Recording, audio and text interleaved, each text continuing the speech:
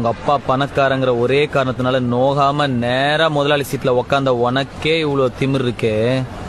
அப்பா அம்மா கஷ்டப்பட்டு ஸ்கூலுக்கு டொனேஷன் கட்டி எல்கேஜில இருந்து 10வது வரைக்கும் ஃபெயில் ஆகாம படிச்சு 10வதுல ஈஸியான குரூப் எல்லாம் விட்டுட்டு இந்த குரூப் எடுத்தாதான் இன்ஜினியர் ஆக முடியும்னு கஷ்டமான குரூப்பா எடுத்து பிசிக்ஸ்க்கு ஒரு டியூஷன், கெமிஸ்ட்ரிக்கு ஒரு டியூஷன், மேக்ஸுக்கு ஒரு டியூஷன் ரோடா அலைஞ்சு அதுக்கு ஃபீஸ் கட்ட பெத்தவங்கள வேற ரோடா அலைய விட்டு பப்ளிக் எக்ஸாம்ல பாஸ் ஆகிறதுக்கு நைட் எல்லாம் பிளாஸ்க்ல டீ வச்சு படிச்சு காலையில அலாரம் வச்சு எந்திரிச்சு படிச்சு அதுல வாங்குற மார்க் எல்லாம் பத்தாம டிஎன்பிசி எக்ஸாம்க்கு வேற தனியா ஒரு 2 மாசம் உட்காந்து படிச்சு அதுல வாங்குற கட் ஆஃப் மார்க் யூஸ்லெஸ்ஸா போய் அம்மா நகைய அடமா வச்சு காலேஜ்ல சீட் வாங்கி ஃபர்ஸ்ட் இயர்ல இருந்து 4th இயர் வரைக்கும் வச்ச அரியர்லாம் 4th இயர்ல மொத்தமா கிளியர் பண்ணி இந்த சொசைட்டிக்குள்ள நுழைஞ்சா இந்த சொசைட்டி என்ன வேலை இல்லைன்னு செருப்பால அடிச்சு